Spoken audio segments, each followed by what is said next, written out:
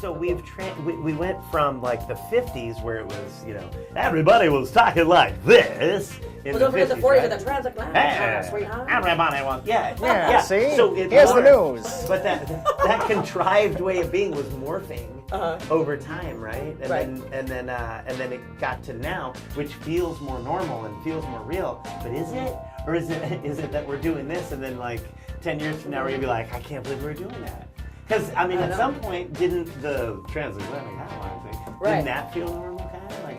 Maybe for them, Yeah, I think that's just how it Because I remember the first thing I ever listened to was Orson Welles' War of the Worlds. Right. And it was the whole, there's aliens, they don't know what it is. And I remember listening to it as a kid, and I was like, why is he talking like that? Oh, really? But then I realized, I didn't know, though, it was from, like, the 40s and 50s. Yeah. So that's why I was like, what? I don't get this. And then I, learned the whole history of it. But I always thought it was really cool when people talked like that. But, I mean, I wouldn't want my news like that now. Right. Yeah. But yeah, so. But people have a way of talking that is specific to this age, right? So there's that thing that people do where they talk up. Have you heard that thing? Where they talk up? And that's how they talk. It's like what regions? Yeah. What is that? Yeah. Do you know what I'm saying? Am I doing it wrong? I think it's around here, isn't it? And so I was telling him, and it's like Valley Girl. Okay, when you do it kind like of that, thing. okay, that makes a little bit of maybe sense. more like that. And what we're doing is we have our emotional support dog, and we're super. Now I'm gonna every time I hear it, I'm gonna be like, oh my gosh, it's a thing. That up thing. But it's becoming more prevalent among post millennials, right? So so I wonder if that's going to be how people talk, and then you know what I'm saying. So then the way we're talking is going to seem weird. I hope not. Oh no! Hey! No, okay. So you've been touring for 18 years, and or 15.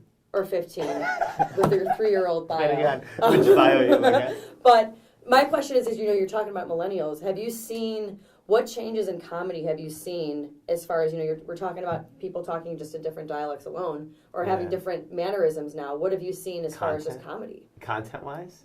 You mean? Just anything you see that's different. Well, there's a lot of talk about sensitivity, but I don't really notice it because I talk about I talk about my family a lot. So I was raised by hippies, post-hippies, whatever, political activists, and so I talked about I always early in my career talked a lot about my mother's isms, and then now it's my kids and all that. So it's really personal for me. So it's things people can relate to. And then also, here's something I noticed. This is specific to my generation, where I'm stuck in between two generations that are split, but I'm taking care of both.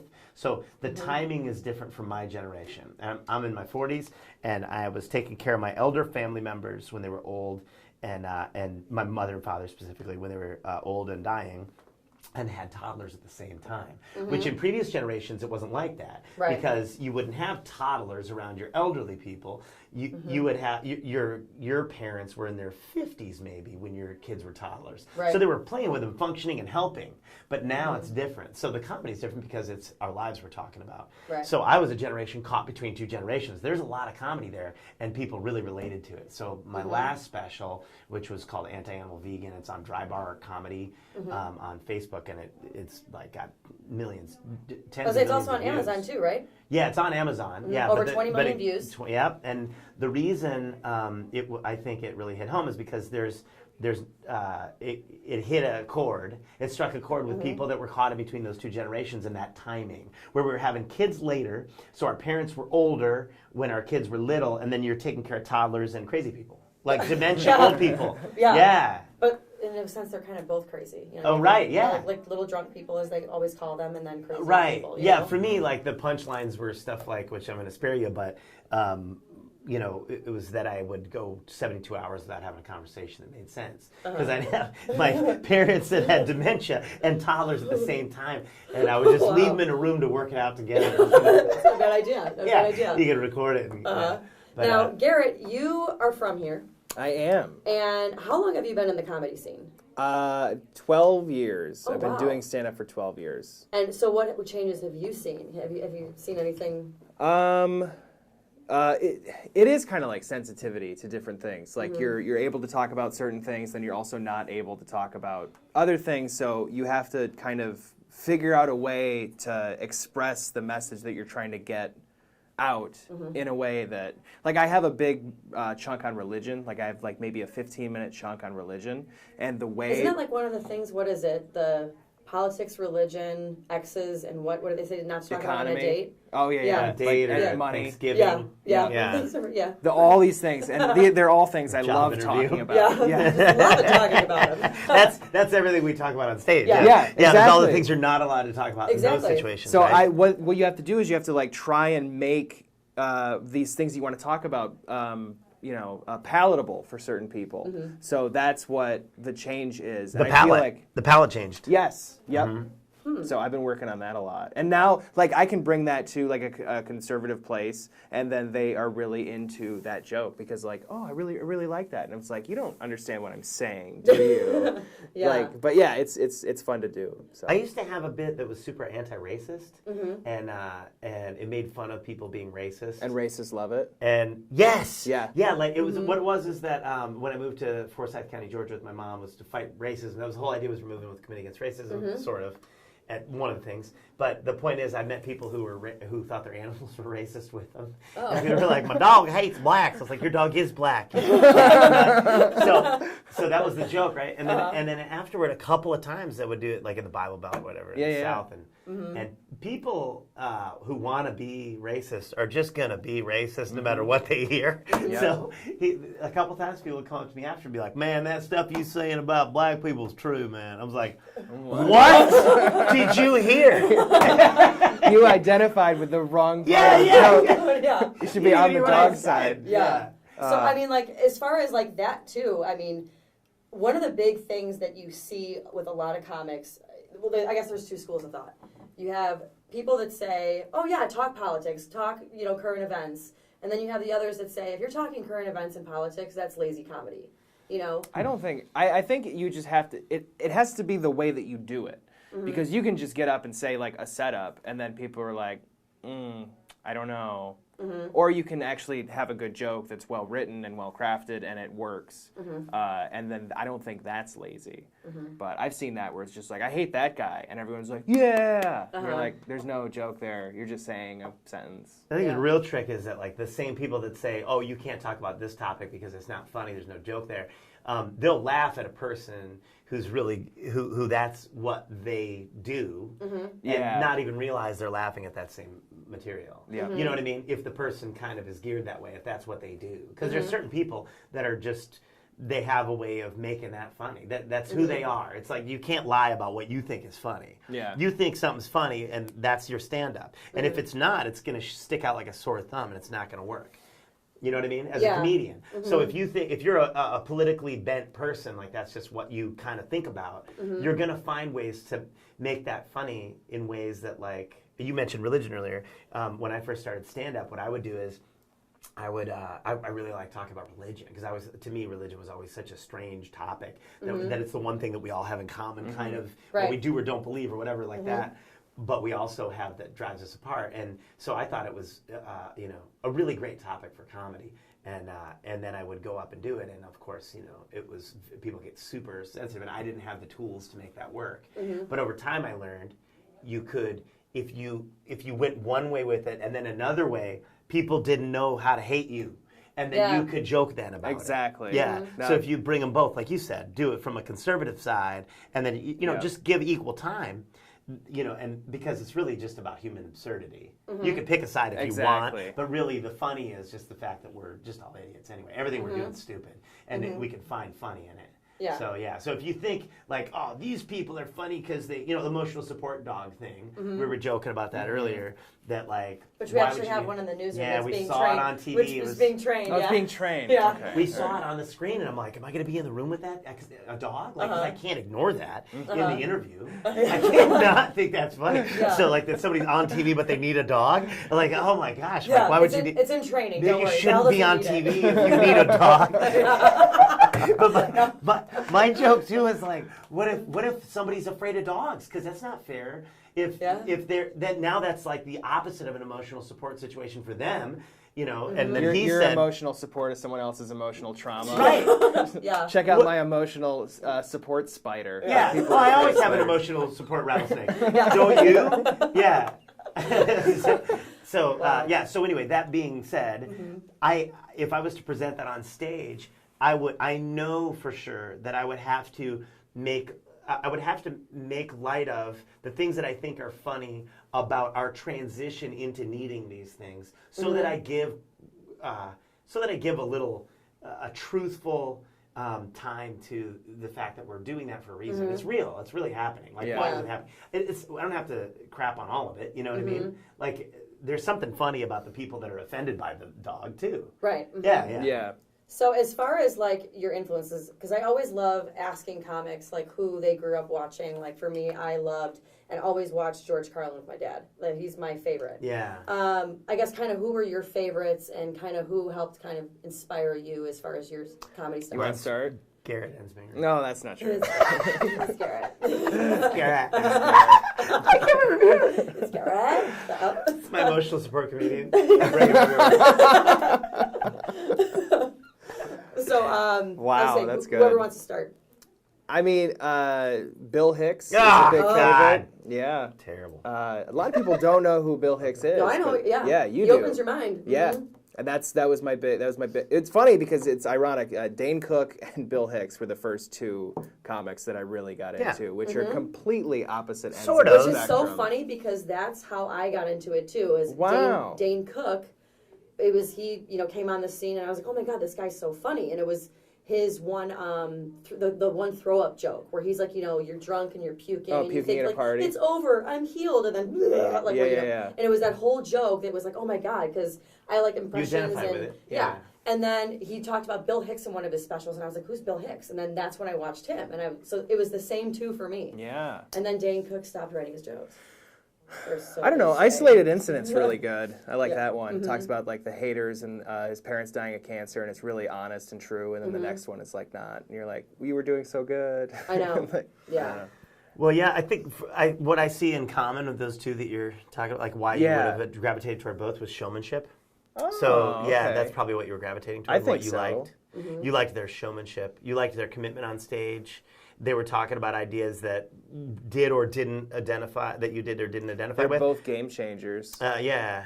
So they have that in common, where Hicks was fully committed, and he was, and you were like, dang, that's cool, right? And obviously Dane Cook's commitment was off the charts, Yeah. Yeah, I your saw style- him live. I've never seen anything like that. Dane Cook? In the very beginning, to me, that was when I first started doing stand-up. We used to go to a place called Dublin's in Hollywood, and Jay Davis booked it, and would have, like, Alonzo was on there a lot, and a bunch of us that were, just starting would come and get to go on, and Dane would go up, and he'd get like 4 or 5 punchlines in, and he had a tempo and a showmanship thing he was doing, where he would come over the top of a laugh and drive the next punchline and the next one, but he wouldn't wait for it to wane and then create texture that way. He would build it and then build it more and then give him enough sound and audio that he's coming over, you could hear him hit the next punchline, and the jokes were designed to be heard and done in a way that like would blast out another laugh and another laugh and another laugh until literally there wasn't any laughter left. They would cheer at the punchline like he was a football team scoring.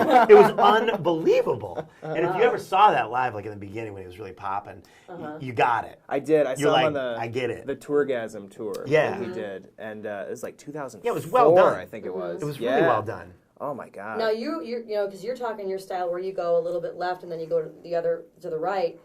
You saw Carlin do a lot of that stuff where it just kind of opened your mind and you're like, wait a minute, like so, equal time, because yeah. I like texturing two things together. I like surprise, because humor is surprise. You know this. So I took a class early on. You know how they have classes for stand up. So I took a stand up class, and what I learned from that class, because you don't learn anything from the class, but what I did learn was the writing thing, the technical structure of a joke. Because there was a first day, and he said, well, jokes, are surprise and blah blah blah.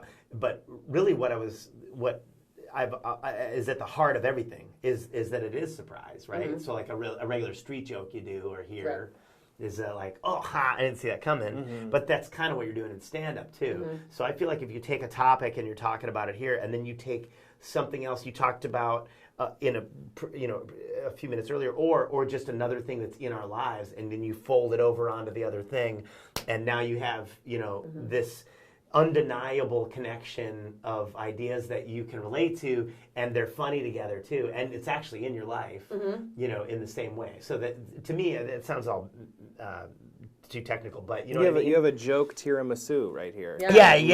But yeah. you know what I'm saying? Where you put you put them together, and I feel like to me that's funny. Yeah. I don't like doing like one joke and out.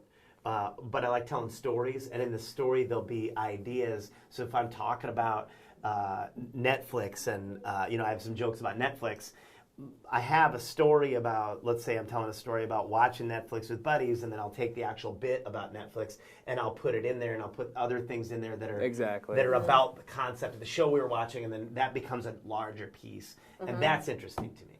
And that sounds like really technical on paper, I'm not gonna lie. But you know what I'm saying, though? Then it yeah. becomes this tour de force that's one thing, and if you put 9 of those in an hour, now you've got a show, man. That's really fun to watch. And you're in Savannah right now, right? I live in Savannah, Georgia. Have you ever been to Grand Rapids? Yeah, many times. Yeah? I was here for Laugh Fest? Laugh Fest, yeah. 6 years ago, is that what it was? I think you it were was. there. Oh, You were wow. there. I was here when... can I talk about that? Jonigan? If you want to, Jonigan yeah. and Chad and Chad Daniels, Tommy Jonigan, Moshe Kasher, me, and somebody else, I want to say, got in a fight. Not in a fight, but like some guy got mad because Jonigan threw a bottle and was like, "You can't litter!" And then everybody was fighting all of a sudden. Oh, and wow. Moshe Kasher jumped on the guy's back. I mean, it was crazy. Moshe Kasher jumped? Yeah. Yes, it Wow. was amazing. He'll tell the story if you ask him, because he told the story on Marin's podcast that weekend because Marin was here. Oh, wow. Yeah, it was really funny. It was a weird fight. And then later, the guy showed up in the lobby of the hotel we were at. Oh, that's right. Coincidentally, yeah. And we were like, "Get out of here, Jonigan," because he hated Jonigan. He hated Jonigan, threw a bottle, and he couldn't handle it, this guy. And he was all dressed in like camo. It was hilarious. Oh, wow. But he came in and he's like, and then he told the receptionist at the hotel, he goes, "That guy, your guest, is a litterer. You better look out." That was the big closer for that guy. Oh, on the my night. God. Wow. He's going to end littering. He's going to destroy the room, One apparently. comedian at a time. Oh, man. So one thing that you would say to everyone out there in Grand Rapids Don't is litter. Actually, if you go to a town, research it before you show up, because I showed up this week and I had no idea you guys were having an art prize. And I was looking out the window of my hotel and I'm like, this place has just changed, man. It's like so artistic. There's just art everywhere. It's crazy. How are they functioning like that in the rain and the snow? It must be wild. And then I found out it's a thing. Yeah. You're doing for like a month or a week.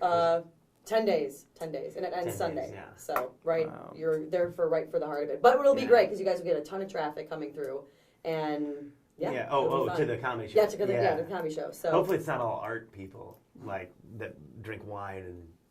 You know what I mean? You know what I mean by that? The art. The art. You know, hipsters? there's a thing. There's a painting and drinking thing. Oh. There's like a new crafting and painting. Yeah, what's it called? Wine wine and paint or something? And that's not that. It's like a sweeping the nation, man. Yeah. Yeah. Where Everyone's doing people drink wine and paint. Yeah, it's like it's a business model. And I've been working out. I have a bit. I'm not going to do the bit, but I've been working out a bit about how my mom was doing that in the '70s before it was cool with hard alcohol and Halloween costumes, which is very true. I talk about that on the show. There's actually just down the corner, just a block over from the Bob. It's on the first floor.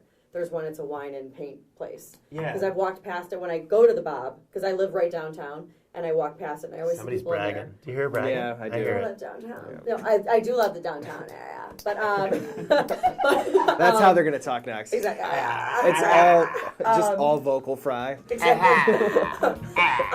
Anything you'd like to say? I love the news broadcast today. No, too many consonants.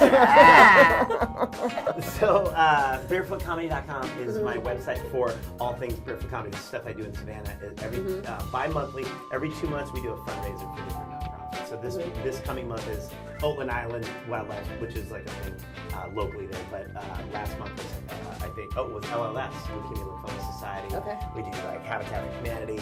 But the YouTube channel is the spot to go. Barefoot Comedy YouTube channel. Every Friday at noon, I'm there live with my buddy, whoever my buddy is. That moment this week it's him. Yay. And we're that's my regular podcast. And then collinlive.com has all my clips and dates. Well, you can see these two guys this weekend at, so it's tonight. Tonight, 8 to 10:30, Yep. and then Saturday, 8 to 10:30 as well. Boom. So We'll be it's there. gonna be a lot of fun. Making out. Oh, gosh. I'm going to write a blog about that in 20 years.